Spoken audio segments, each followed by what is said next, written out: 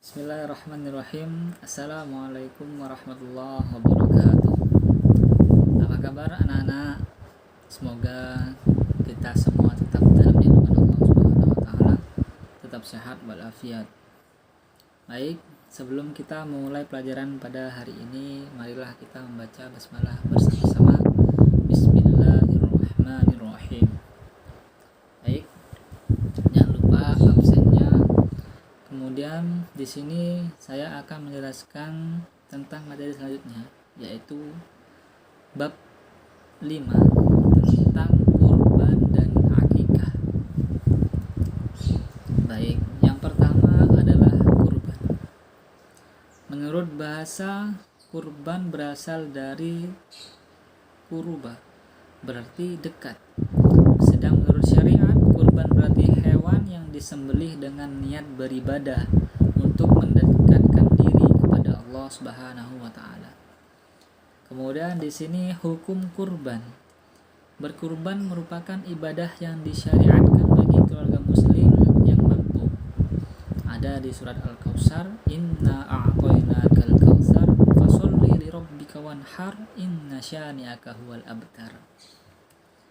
Baik, kemudian waktu dan tempat menyembelih kurban. Waktu yang ditetapkan untuk menyembelih kurban yaitu sejak selesai sholat Idul Adha atau 10 Dzulhijjah sampai terbenam matahari tanggal 13 Dzulhijjah atau akhir dari tasyrik. Kemudian ketentuan hewan kurban. Adapun hewan kurban ketentuannya yaitu hewan yang dijadikan kurban adalah hewan ternak.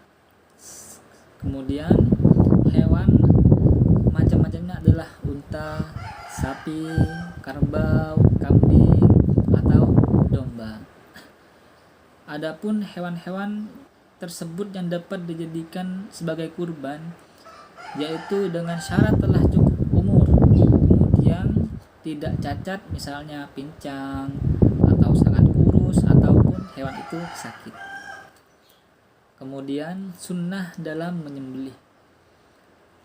Pada waktu menyembelih kurban disunahkan yang pertama melaksanakan sunnah-sunnah yang berlaku pada penyembelihan seperti membaca basmalah, membaca sholawat, menghadap kiblat, kemudian menggulingkan hewan ke arah rusuk kirinya, memotong pada pangkal leher serta memotong urat kiri dan kanan leher hewan. Kemudian membaca takbir Allahu Akbar, Allahu Akbar, Allahu Akbar. Kemudian membaca doa sebagaimana dikatakan oleh Rasulullah SAW. Kemudian orang yang berkurban menyembelih hewan sendiri, hewan kurbannya, jika ia mewakilkan pada orang lain, ia disuruhkan hadir ketika penyembelihan itu berlangsung. Kemudian di sini pengertian akikah. Akikah dari segi bahasa berarti rambut yang tumbuh di kepala bayi, sedangkan dari segi istilah adalah binatang yang disembelih pada saat hari ke-7 atau kelipatan 7 dari kelahiran bayi, disertai mencukur rambut dan memberi nama pada anak yang baru dilahirkan. Hukum akikah. Baik, di sini akikah hukumnya sunnah bagi orang tua yang mempunyai kewajiban menanggung nafkah hidup si anak. Sabda Rasulullah SAW yang maknanya setiap anak tergadai dengan akikahnya disembelih baginya pada hari ke-7, dicukur rambutnya dan diberi nama. Baik, kemudian jenis dan syarat hewan akikah, yaitu akikah untuk anak laki-laki adalah 2 ekor kambing dan untuk anak perempuan adalah 1 ekor kambing. Kemudian syarat-syaratnya sama dengan seperti kita berkurban, yaitu tidak cacat, sehat, tidak sakit. Kemudian waktu menyembelih akikah, penyembelihan akikah dilakukan pada hari ke-7 dari kelahiran anak. Jika hari ke-7 telah berlalu, maka hendaklah menyembelih pada hari ke-14. Jika hari ke-14 telah berlalu, maka hendaklah pada ke hari ke-21. Begitupun seterusnya kelipatan 7 hari. Hikmah akikah. Berbagai peribadahan dalam Islam tidak lepas dari hikmah-hikmah yang terkandung di dalamnya. Hal ini merupakan misi Islam sebagai rahmatan lil alamin. Akikah merupakan satu bentuk peribadahan mempunyai hikmah sebagai berikut. mewujudkan rasa syukur pada Allah Subhanahu wa taala, kemudian atas segala rahmatnya, menambah rasa cinta anak kepada orang tua, mewujudkan hubungan yang baik dengan tetangga dan sanak saudara, ikut